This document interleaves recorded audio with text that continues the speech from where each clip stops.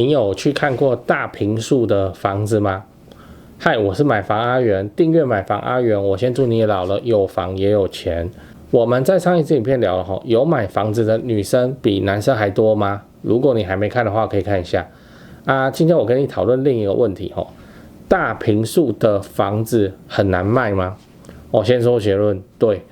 因为大坪数的房子它总价一定高就算能够贷款80%，还是一笔很可观的金额。再来是政府现在已经在挡法人买房子嘛，所以市场中就少了一群公司户的买家，所以大坪数的房子就变得相当难卖。这不是变难卖，也是变得相当难卖像你看这个新闻这是去年11月的新闻全台交易量减少80%，新北一季只卖200多户这大坪数的房子。而且大坪数的房子通常会遇到一个状况，就是很多买大坪数的房子的人会去改格局啦。比方说4房，他就把它变成3房然后房超大这样或是把其中的2房拿来打通，让他的卧房特别大之类的那这里就会遇到一个问题就你喜欢的格局，别人不一定会喜欢。今天会来看大坪数的人就是有需要去买到4房甚至5房。然后你现在直接把其中一间房子打掉变成3房，对了，你自己住的是很舒服很爽那人家就不要那就变成说你就会很难卖很难卖。所以你要知道为什么大坪数的房子不是市场主流，这其实就很现实台湾早期是3合院是为什么？是因为那时候是农业社会，亲戚要住在一起比较方便互相照顾那再来就是进到工业社会爸妈都去工厂工作，然后爷爷奶奶帮忙照顾小孩，所以还是需要住在一起。那现在走到都市生活就是夫妻一间，然后爸妈住另一间，有空的时候再回去看这样。以前需要有人帮忙带小孩那现在有安亲班跟警卫室就是你电梯大楼的警卫室可以帮你收包裹这样，所以自然大家对大坪数房子的需求就下降了当然买不起也是一个很重要的原因就算这个房子1坪只要30万，那你50坪的房子加车位全幢50坪也是要1500万头期款就需要300万，这个对很多人来说是很有压力的而且你平常上班就很累了，来买一间这个50坪可能室内到35坪的房子来打扫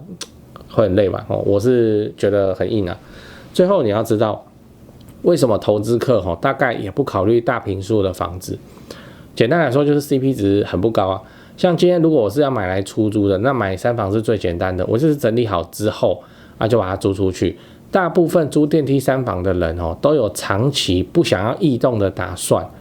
那很有可能他连自己的家具都准备好，那房东真的是等收租就好。但你今天如果要去租人家4房你会遇到问题就是你买的价格就在那边嘛，所以你要出租的价格也不会太便宜嘛，那变成是租的人他其实只要再多付一点点，真的是够他去付这个3房的每个月的贷款，所以就变成说你很可能只能够租套房出去最惨会变成这样但是套房出租你又要装潢把你的大坪数拿来隔套，那不是很奇怪吗？要咬掉你一笔装潢的费用。那如果你真的是要来隔套收租，你为什么不考虑中古透天、老透天都会比新大楼的大坪数还要香而且那种新大楼你要来隔套，你还要看人家愿不愿意，邻居愿不愿意，管委会愿不愿意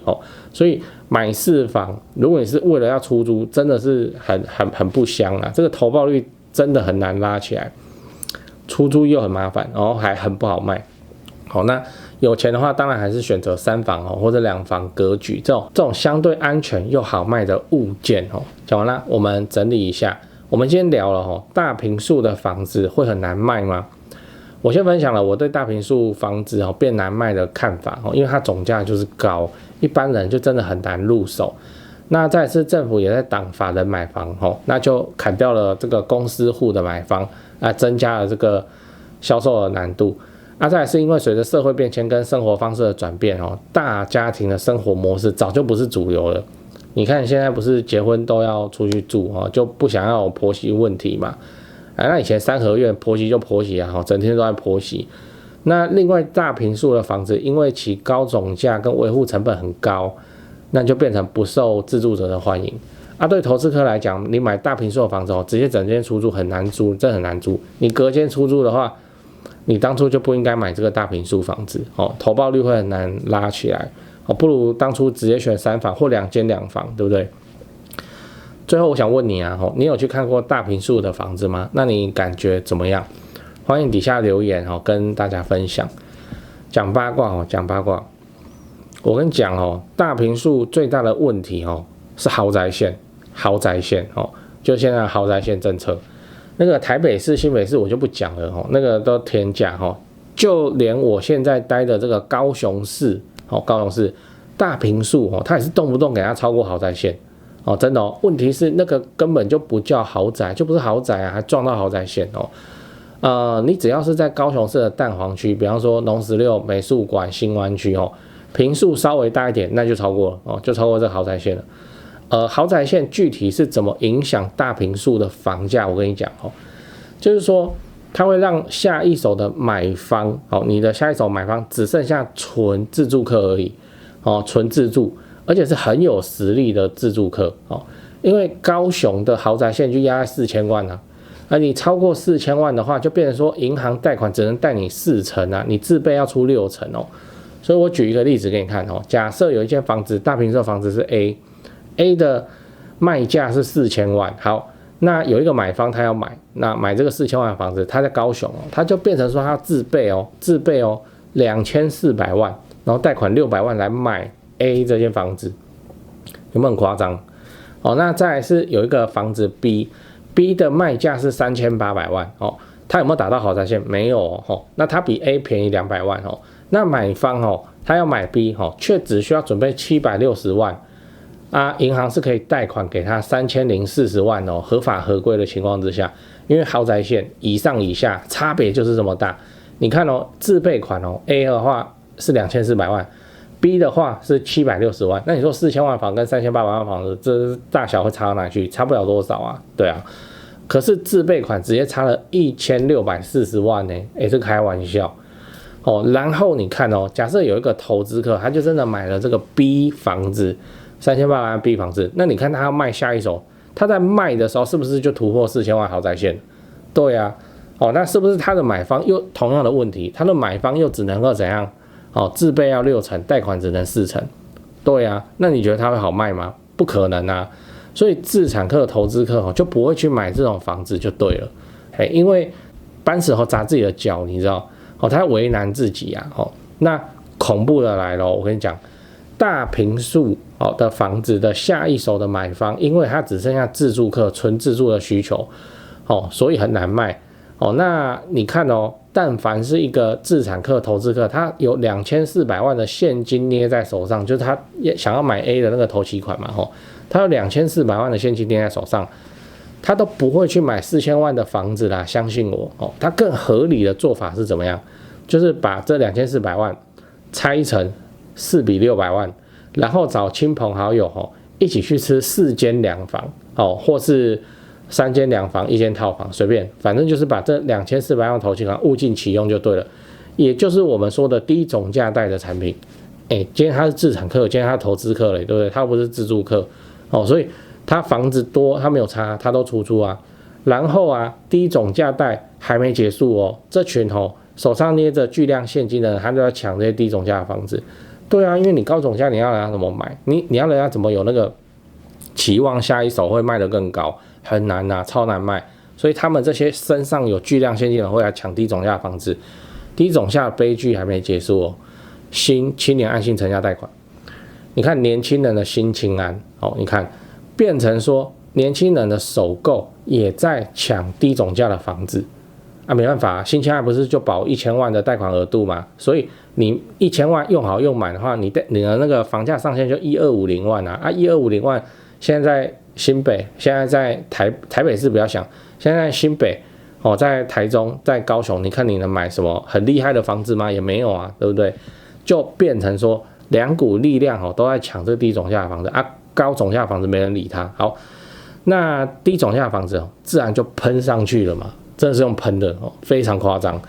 那大坪数过豪宅线或是逼近豪宅线的房子法人问津变成大坪数基本上都不会动啊，就是这样子来的哦。所以啊，讲到最后，你还能上车，你真的要赶快发动新青安，赶快上车，不然凭台商的实力，你看之前那个新闻，台商游资3000多亿想要来买房子，我靠，对啊，低总价，他们是台商生意人有办法获利回台湾的易来易去的人他们会看不懂这个东西吗？对啊，所以低总价真的会一直被抢走，那有钱的人也在抢那就进一步的排挤这个年轻人的首购。房子都是一样的房子，但是首购却会买得越来越贵。你说妈有嘴炮我跟你讲，这是有证据的有没有证据？有你看其实你看这个新青年安心成家贷款，为什么它前面有个新这个字？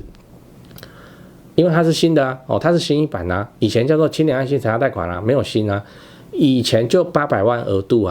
对，那现在把它调成1000万然后这个调成1000万过还没有多久那我最近又在 PTT 上又在看到有人那边讲说要讨论要联署，说新青安是不是应该要扩增成1500万的这个额度，1000万变成1500万？你看低总价喷起来就是这样扯远了。我们今天这个主题是说大坪数的房子为什么冷门？冷门的原因我也跟你讲过了就是豪宅线那它造成的更夸张、更恐怖的影响就是低总价用喷的。所以你有房子那就恭喜你你就看戏就好。那你还没有房子，你真的是能力有到，家人借一借凑一凑，新鲜能上车，最好是赶快上车，不然以后真的很麻烦很麻烦。新房子在盖绝对是来不及大家抢的真的是来不及大家抢的。所以哇，这个你说我有什么好解法？我又没有什么好解法，我就认为说豪宅线应该要往上调，因为现在4000万的房子在高雄，你去看那哪叫豪宅那个好在哪里我看不出来就是一间坪数比较大的透天，好，这样它就超过了，那个都扭扭烂烂的呢对，就是这样。所以我的判断是如果可以的话，豪宅线最好是怎样往上调，往上调的幅度以我最熟悉的高雄，我会认为要把它调到6000要把它调到6000万。6000万以上的房子在高雄叫豪宅 ，no doubt 吧？这个不会有人有意见嘛？对啊，现在4000万真是太压制了，整个压制住变成手上有钱的人也不买大坪数，他们通通跑去抢这个低总价然后造成年轻人更麻烦更麻烦，真的是这样。台湾人有多爱买房子，我想不需要我来说明了最后我分享一下我的一些心得给你了，因为太多人私讯问了，那干脆拍成影片。先说结论买房置产是为了老了有房也有钱，不是为了短期炒作现在短期炒作赚不到什么钱你不要搞错了。那置产就是来配合政府的社会住宅政策，你就做个好房东，一直出租合法报税我的心得第一个，不要爱上你要用来置产的房子，你是要自产不是要买来当传家宝的只要整洁干净好出租，整理到出租给人家问心无愧，这样就可以了。重点是好出租不是你喜欢好出租的房子比自己喜欢要重要太多了。第二点，不要用自住的眼光来挑选你要出租的房子就你是要出租你不是要自己住所以什么高楼层有景观其实这种条件是很好，但它没办法让你的租金多收1万块2万块租金租的是行情跟你房子的总价没什么关系那3房平车就是3房平车的租金行情，2房没车位就是2房没车位的租金行情。所以你打定主意你是要自产，那你更好的选择是你看中一个社区，那个社区里面的什么低楼层面中庭这种房子，因为同个社区高楼层同样的房型你跟它租金差不到3000块，可是你买的总价可以便宜个100万以上那投报自然会高人家很多嘛。自产就是选这个才比较合理。等一下，你是不是想要反驳我？好，那你就去挑挑高楼层有景观，那总价比人家买超过贵100万，然后跟低楼层面中庭的包租公收其实差不多的租金都可以你爽就好。第三点，非常具有潜力的房子往往都很反直觉可是那个才是好东西。也就是说，好的自产物件就中古电梯大楼那个室内又脏又乱，漏水壁癌直接起来，其实这种我们最喜欢了，反正总归都是要花钱整理的嘛不如屋主你就不要整理，你就卖我便宜，让我们自己整理就好了真的我们认为的好东西